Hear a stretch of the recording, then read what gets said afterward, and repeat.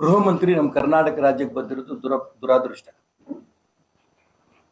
ಸಾವಿರಾರು ಸಂಘ ಸಂಸ್ಥೆಗಳು ರಿಜಿಸ್ಟರ್ ಮಾಡಿರ್ಲಿಕ್ಕಿಲ್ಲ. ತನ್ನ ಪ್ರಚಾರ ಆಗ್ಬೇಕು ಅನ್ನೋದಕ್ಕೋಸ್ಕರ ಬರೀ RSS ಇಟ್ಕೊಂಡು ಹೊಂಟಾನ. ಕಾನೂನು ಬದ್ಧವಾಗಿ ಏನ್ ಕ್ರಮ ತಗೊಂಡ್ರೆ ಮುಗೀತು. ಯಾವ್ಯಾವ ಸಂಸ್ಥೆಗಳು ರಿಜಿಸ್ಟರ್ ಆಗಿಲ್ಲ ಅನ್ನೋದನ್ನ ಅವರೆಲ್ಲರದ್ದು ಹಿಂಗೆ ಹೇಳ್ತಾ ಹೋಗ್ತಾ ಇದ್ದೀರಾ? RSS ಬಗ್ಗೆ ಯಾಕೆ ನಿಮ್ ಕಣ್ಣು?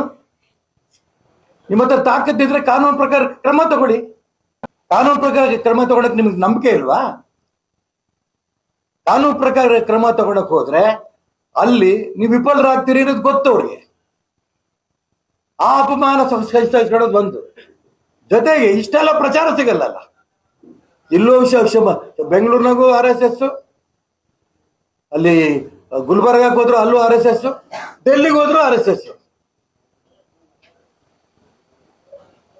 ಅದಕ್ಕೋಸ್ಕರ ಹೇಳಿದೆ, ಇವತ್ತು ಖರ್ಗೆ ಅವ್ರ ತಂದೆ ಮಲ್ಲಿಕಾರ್ಜುನ್ ಖರ್ಗೆ, ರಾಹುಲ್ ಗಾಂಧಿ, ಅವ್ರ ಅಪ್ಪ ರಾಜೀವ್ ಗಾಂಧಿ, ಅವ್ರ ಅಜ್ಜಿ ಇಂದಿರಾ ಗಾಂಧಿ, ಅವ್ರ ಮುತ್ತಜ್ಜ ನೆಹರು ಎಲ್ಲರೂ ಕೂಡ RSS ಅಂದು ಎಲ್ಲರೂ ನೆಲ ಕಚ್ಚೋಗಿದ್ದಾರೆ.